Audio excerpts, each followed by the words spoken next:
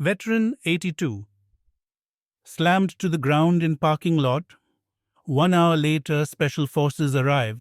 Cinematic thumbnail description, 230 words. An elderly man collapses on the cold concrete, a thin stream of blood trailing from his temple. Around him, young men in leather jackets laugh standing beside polished motorcycles. Not a single hand reaches out, not a single look of pity. But what they don't know, just a few miles away, a group of silver-haired men are dropping everything: a surgery in progress, a boardroom meeting, a quiet fishing trip, to gather one final time, silently, without a word, men who once lived and died together in places that maps never dared to name, an old soldier publicly humiliated. A silent brotherhood rising from the shadows, and a whole town about to witness a forgotten truth rise again, not through gunfire, but through loyalty, memory, and the weight of one solemn bow. Subscribe so you don't miss more stories of honor reclaimed. We must never forget those who never forgot us. Part 1. Just some old man. Is he even still breathing? The biker laughed as his boot nudged the frail body on the concrete like he was poking roadkill. One of the others chuckled, pulling out his phone to film it. Come on, man, don't kill the antique. Might be worth something at a junkyard. Their leader, a tall, broad-shouldered man with a black bandana and mirrored sunglasses, stepped forward. His name was Rhett Maddox, local tough guy alpha of the pack. He looked down at the collapsed figure and sneered. You or vets think you're heroes, but all I see is trash nobody bothered to take out. Pause for a second. What would you do if you saw this? Would you help? Would you record? Would you walk away? Drop your answer in the comments. But first, let me tell you who that old man really was. Clifford Cliff. Harlan, 82, had pulled his 1970 Ford pickup into the gas station like he did every other Tuesday. The old truck coughed and rattled with the weight of its years, but it ran faithfully, just like its owner. The July sun shimmered off the cracked asphalt. Cliff, slow-moving from a left knee shattered by shrapnel in Laos, eased himself out of the seat. He wore a faded olive jacket, the kind the army hadn't issued in decades, and a cap with the worn insignia of the Green Berets. His weathered hands, trembling slightly, reached for his wallet. Inside the cab, stuck to the glove box, was an old photograph. 8 men in jungle fatigues, arms slung over shoulders, grinning beside a UH-1 Huey. Cliff glanced at it, then muttered under his breath, Only one left. Just me now. On the back of the photo were 7 handwritten names. Below them, one word in capital letters. Whiskey 72. Back outside near the air pump, 5 bikers loitered, leaning against their machines like chrome vultures. Rhett Maddox spotted the truck first. Check that antique, he called. Looks like it survived Vietnam better than its owner. Cliff didn't respond. He'd been mocked before in airports, in hospitals, in coffee shops, where his discount card got eye rolls. Mockery was just noise, and he'd learned long ago that noise wasn't gunfire. He stepped inside the convenience store, bought a bottle of water, and handed over his veteran's ID. The teenage cashier barely acknowledged it. She didn't ask about his limp or the scar beneath his ear. She didn't need to. That kind of silence was familiar. Back at the pump, Cliff moved carefully, twisting the gas cap, inserting the nozzle.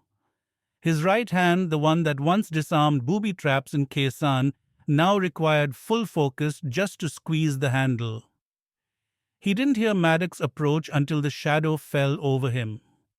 Tell me, Pops, the biker smirked, they give you a parade when you got back, or just a bed in the basement of the VA? Cliff didn't flinch. Still runs, he replied, referring to the truck. Rhett's jaw tightened. You think that makes you special? You guys went to war and came back broken. Society's pity project. But no one's clapping anymore. He slapped the hood of the truck, then nodded to his gang. Maybe it's time to teach this old relic what retirement really looks like. The others moved in. One knocked the water bottle from Cliff's hand. It clattered on the pavement, rolling under the truck. Another nudged his shoulder hard. Cliff didn't respond. "Say something," one of them snapped. Cliff bent down slowly, not in fear, but with the care of a man who knew his bones didn't bounce anymore. That's when Rhett shoved him. It wasn't hard, just enough. Cliff toppled, striking the concrete with a heavy thud. His hands scraped along the rough ground. His head smacked the edge of the curb. Blood trickled from his temple. They laughed. They laughed. A trucker refueling nearby looked away. A woman ushered her son back into a sedan. The cashier glanced out the window, then ducked behind the counter. No one helped. Cliff lay there breathing shallowly, but not from pain, from memory, from the realization that this was what he fought for, the right for a man to bleed in public and be ignored. He closed his eyes. The voices of his old team echoed, gunfire, jungle rain. A name shouted over the radio, "Get Harlan out of there!" His eyes opened. He forced himself upright, slowly, deliberately. The same way he once stood with 2 bullets in his thigh, dragging a wounded comrade back to extraction. He climbed into his truck, blood smearing the door. He didn't wipe it. He just stared at the photo on the dashboard. 7 names, 7 faces, 7 ghosts. He reached into the glove box and pulled out a yellowing index card. Whiskey 72. Emergency only. Below it, secure channel. No questions, no excuses. He hadn't called them in 40 years. Not when his wife died. Not when the VA misplaced his file. Not even when someone stole his Medal of Honor from the old apartment. But today, he flipped open his ancient cell phone, dialed the number with shaking fingers. 1 ring, 2, 3. A voice picked up low, controlled, unmistakably military. Verification code. Cliff's voice was low but solid. Whiskey 72 Delta, First Sergeant Harlan. A pause, then another voice.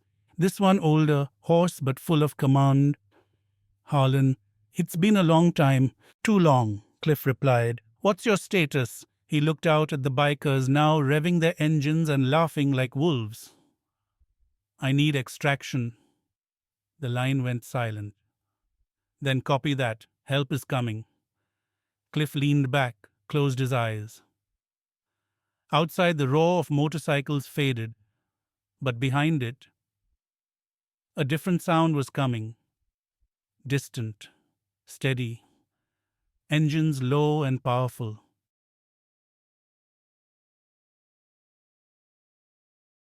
Part 2. The call that brought back ghosts. Harlan just activated code 72. No questions. Full team. The words sliced through decades of silence like a combat knife through canvas. In a quiet room lined with war medals and dusty shelves, a man in his 70s dropped the scalpel he was holding. Blood from the operating table kept pulsing, but his heart had just stopped for a different reason.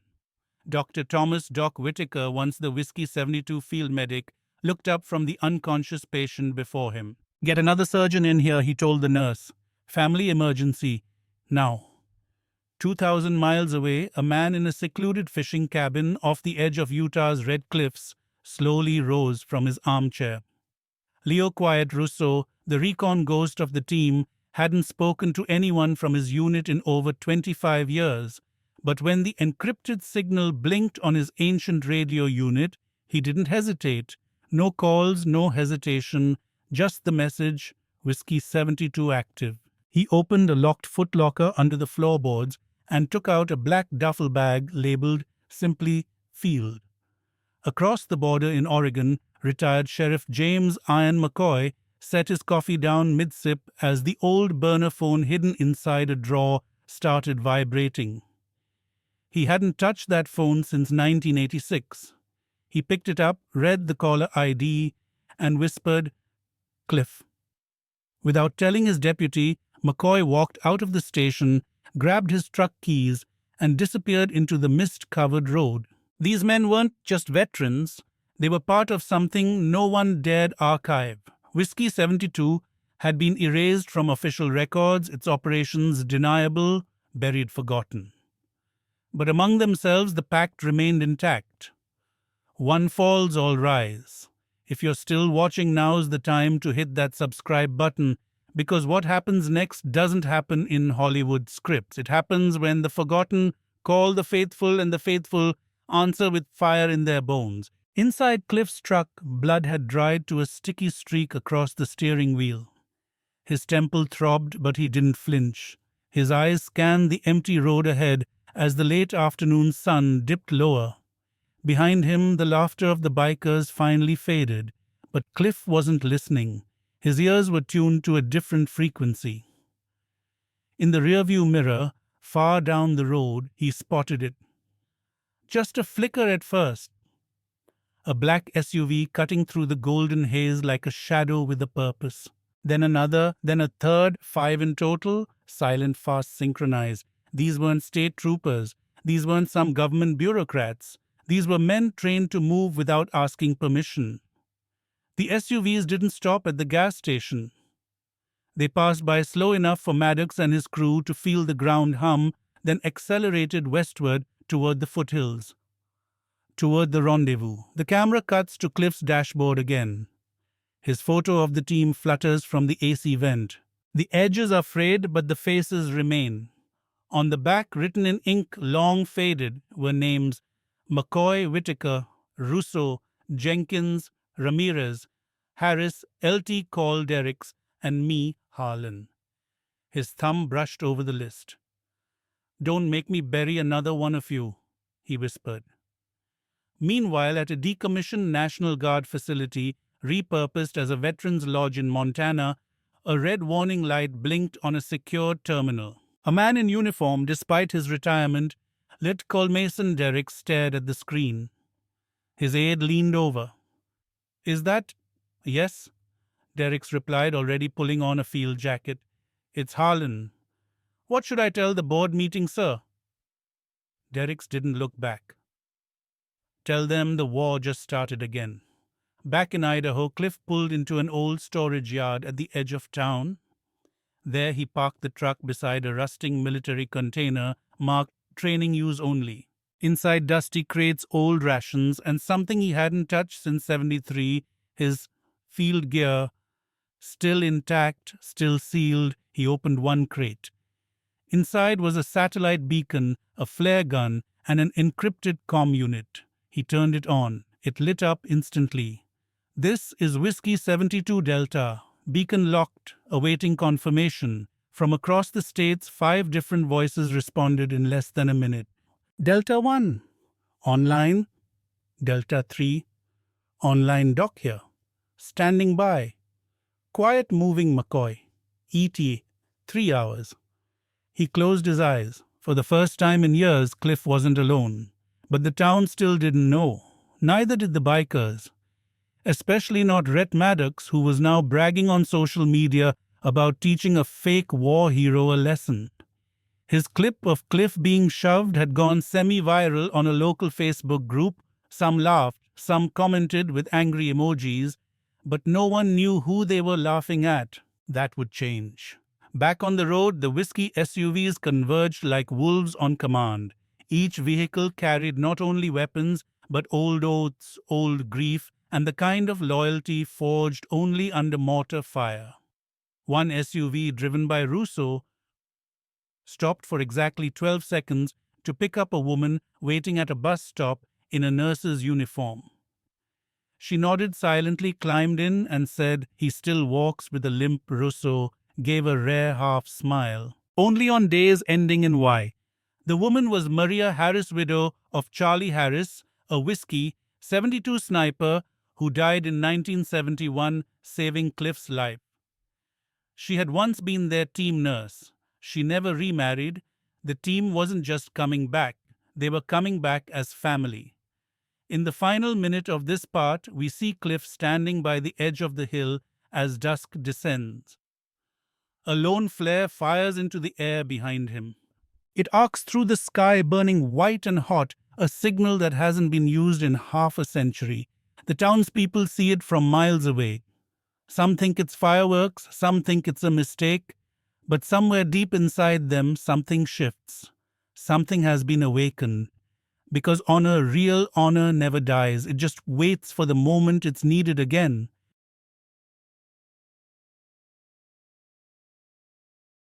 Part 3.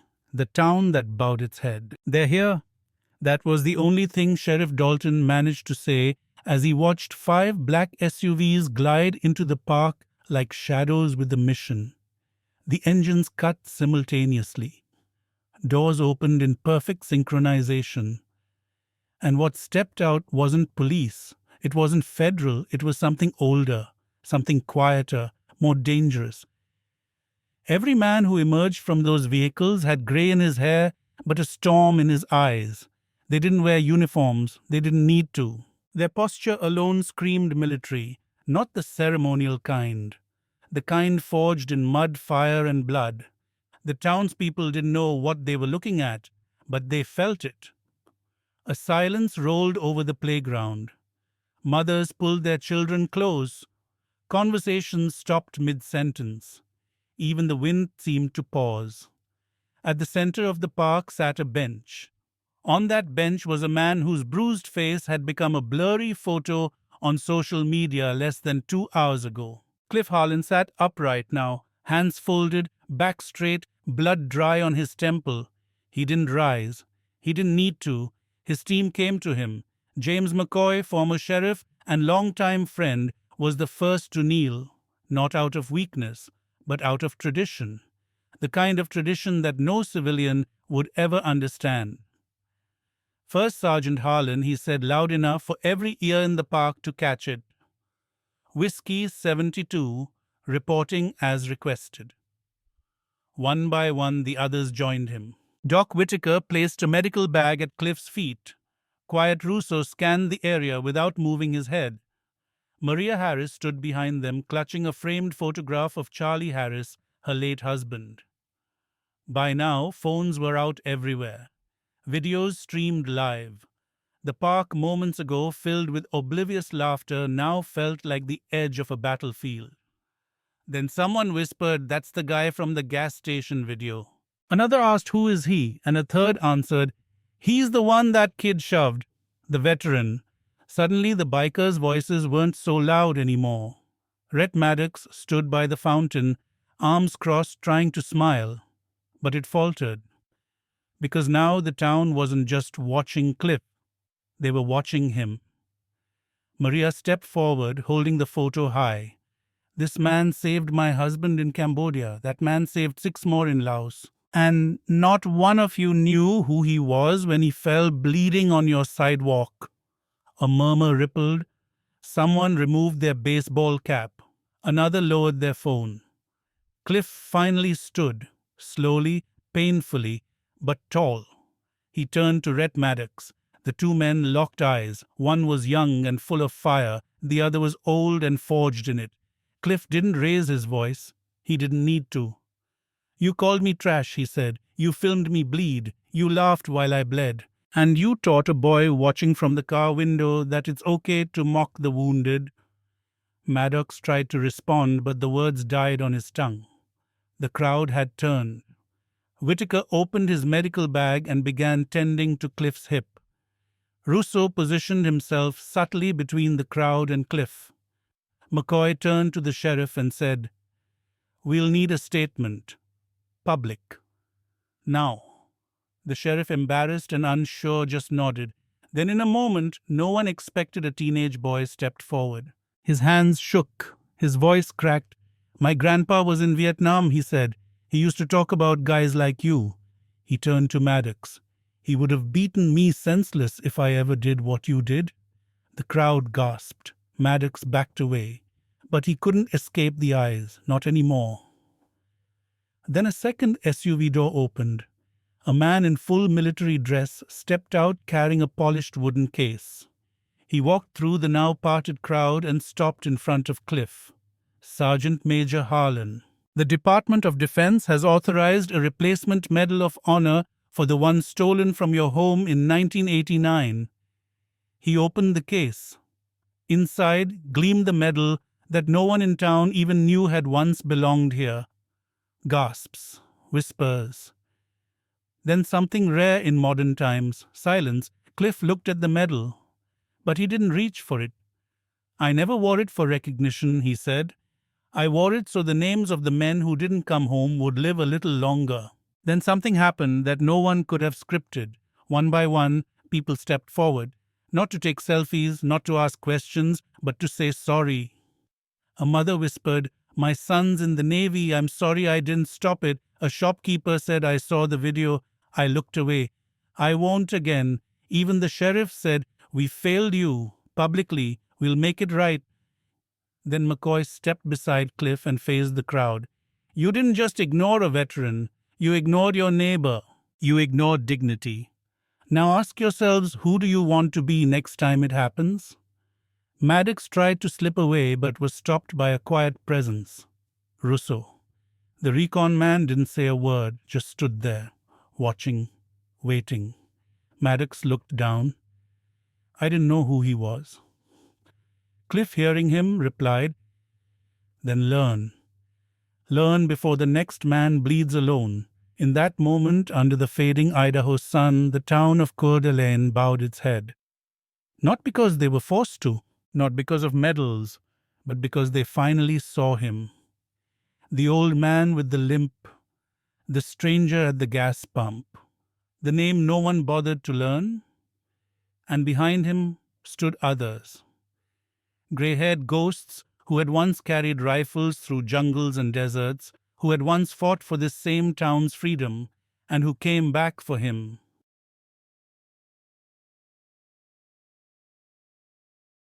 Part 4. Honor doesn't need apologies. "I don't want your apology, I want your change." Cliff's voice was low, worn by years and pain, but it echoed like a command. The crowd had begun to thin, some out of shame, some out of reverence. But the air still hung heavy with what had just happened. The town had seen something it could never unsee. And for Rhett Maddox, leader of the bikers, the weight of that moment pressed harder than any courtroom verdict.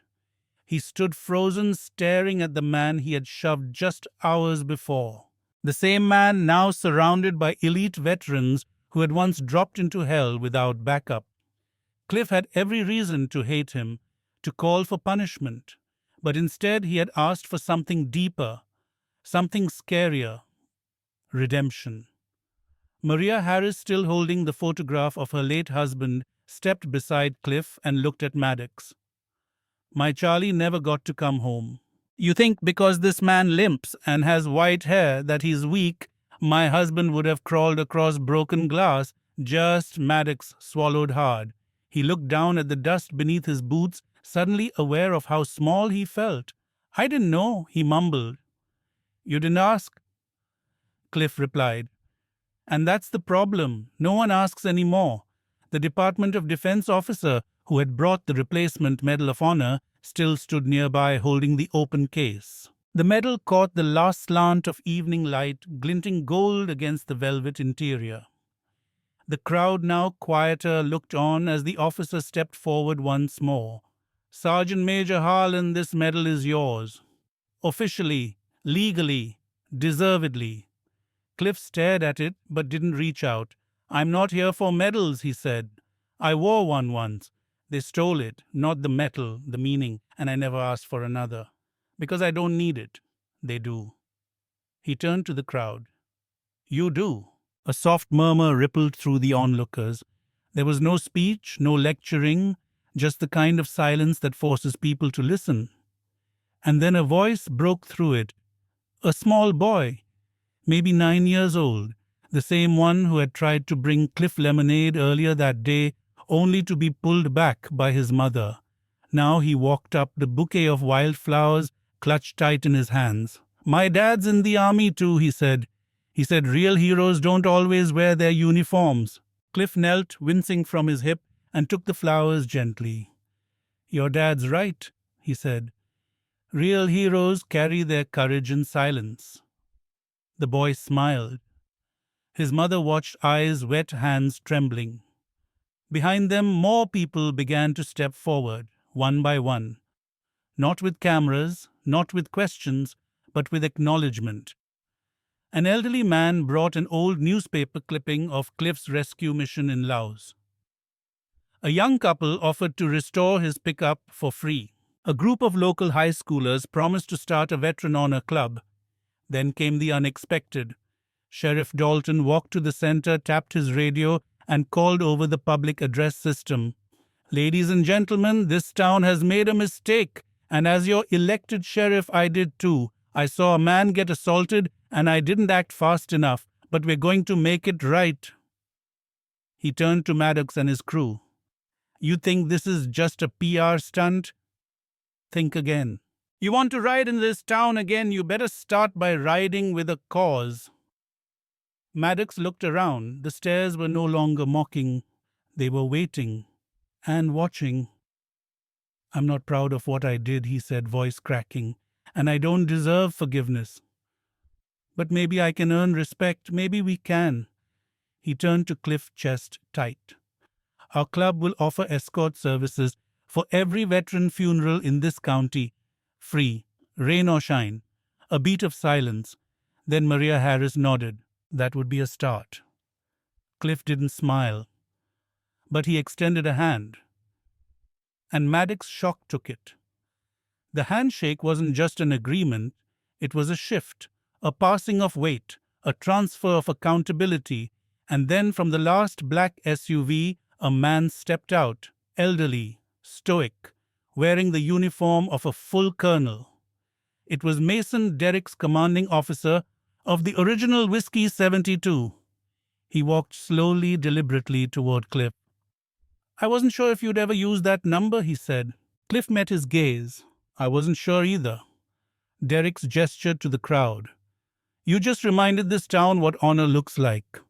Cliff looked around, not at the camera phones, but at the faces, ordinary people, finally seeing, finally standing. "I didn't call you because I wanted recognition." Cliff said, his voice gravel thick with fatigue. "I called because I needed to remember there was a time when no one got left behind." Derrick stepped aside, then saluted.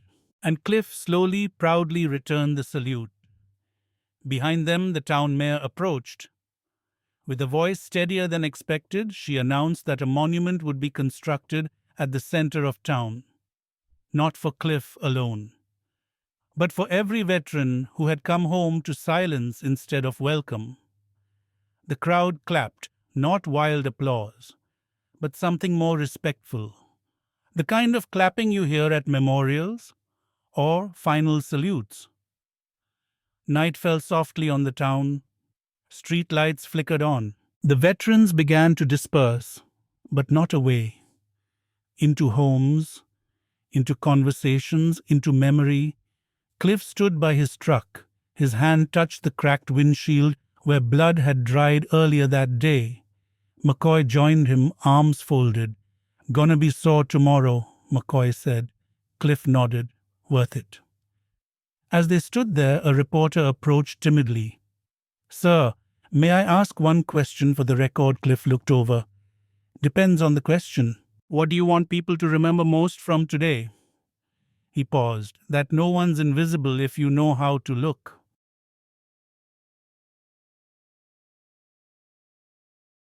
Part 5. The Living Monument. "You never fell. You've been standing for 50 years. We just forgot to look up." The words came from Colonel Mason Derricks as he placed his hand on Cliff Harlan's shoulder under the soft glow of the town's war memorial lights. His voice wasn't loud, but it landed like thunder in the hearts of every person present. The flare from earlier had faded, the noise long gone, but something deeper remained in the stillness. Respect, awakening, a slow recognition of something nearly lost. All around them the park had changed. The same benches that once seated bystanders now held veterans and their families. The same playground where laughter once drowned out pain now echoed with careful reverence. Children played quieter. Teenagers asked questions. The monument that was once a forgotten stone listing names no one read had become the starting point of something bigger. Earlier that day, Cliff had been knocked to the ground like garbage. Now people lined up to shake his hand, not because he demanded it, because they needed to, because something inside them told them they had looked away for too long. And when you finally see a man who carried the weight of forgotten wars, you can't unsee him again. Sheriff Dalton announced that the town would hold a formal dedication ceremony. But Cliff declined the stage. Instead, he stood at the edge of the crowd and watched. He didn't need the microphone. The town was already listening. In the following weeks, something unusual happened. Businesses began putting up handmade signs that read, "Veteran owned" or "We welcome all who served." The high school included veteran history in its fall curriculum. Even Maddox's biker crew followed through, arriving unannounced at 2 veteran funerals, not to be seen, but to stand in silence and escort the processions. They never took credit. They didn't need to. The town had seen them fall, and now it was watching them rise. Cliff kept mostly to himself after that. His truck, once ignored, now got honks and waves on Main Street. A group of local mechanics restored it for free, painting the words "Liberty Rides Again" in small white letters near the bumper. He didn't say much when they handed over the keys, just nodded and said, "She runs better than I do." One afternoon, Cliff visited the nearly finished monument in the park. It wasn't grand. It didn't need to be. A bronze statue of an older man in fatigues, standing at attention, hand resting on the shoulder of a fallen comrade. Beside it, a simple plaque read, "For those who stood alone until someone remembered to stand with them." A small boy stood staring at it, the same boy with the wild flowers. He turned when he heard Cliff's footsteps. "Is that statue supposed to be you?" Cliff looked at the bronze figure. "It's supposed to be all of us." The boy squinted. "But you're still alive." Cliff smiled, slow and tired. That's what makes it harder. Later that night, in the town's small church, a packed audience gathered for a special ceremony. The pews overflowed, not with politicians, with neighbors, veterans, children. The Whiskey 72 team sat together on the front row, their formation still unbroken. Cliff was asked to speak. He stood at the podium, looked over the sea of faces, and cleared his throat. No paper, no script. "I didn't call my team for revenge. I called because I needed to remember there was a time when no one bled alone. I wasn't looking for a crowd. I was looking for confirmation that we still keep promises in this country."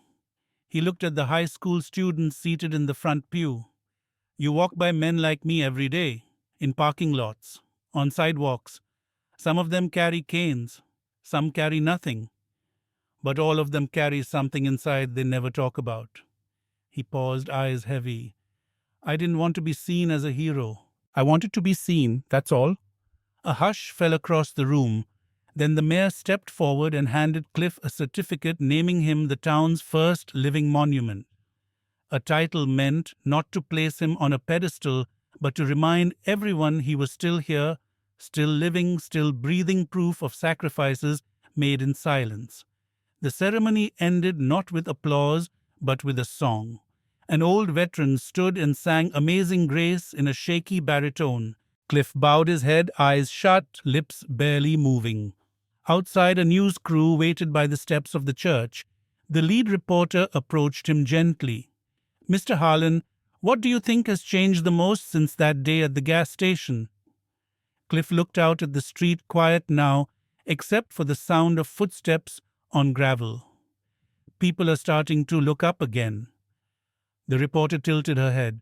"Look up?" He nodded. "At each other. Not down at screens, not past the broken, but up where dignity lives." As the crew packed their cameras, the town settled back into a different kind of quiet. One made not of forgetfulness, but of remembrance. Rhett Maddox returned to the park days later. Not to speak, just to sit. He watched the statue for nearly an hour before placing a helmet beside it. His helmet. Scratched, faded, his club patch cut clean from the back. He didn't say anything. He didn't need to. the town left it there. As Cliff drove home that evening, the radio played softly. He looked at the photograph still clipped to his dash. 7 faces, 1 left. His reflection looked back at him in the cracked windshield. He didn't smile, but his eyes were no longer alone. End of part 5. Final message to the audience. Have you ever looked away when someone needed to be seen? Have you ever judged the scars without knowing the story? Because sometimes the heroes we pass by aren't asking for praise. They're just waiting for us to see them. Let this story remind us all. Honor doesn't expire and silence isn't weakness. Cliff Harlan didn't rise to be a monument. He was one all along. We just finally looked up. Would you have stood by him? Let us know in the comments. And if this moved you, share it, subscribe. And remember, the living still carry the weight of memory. Don't let them carry it alone.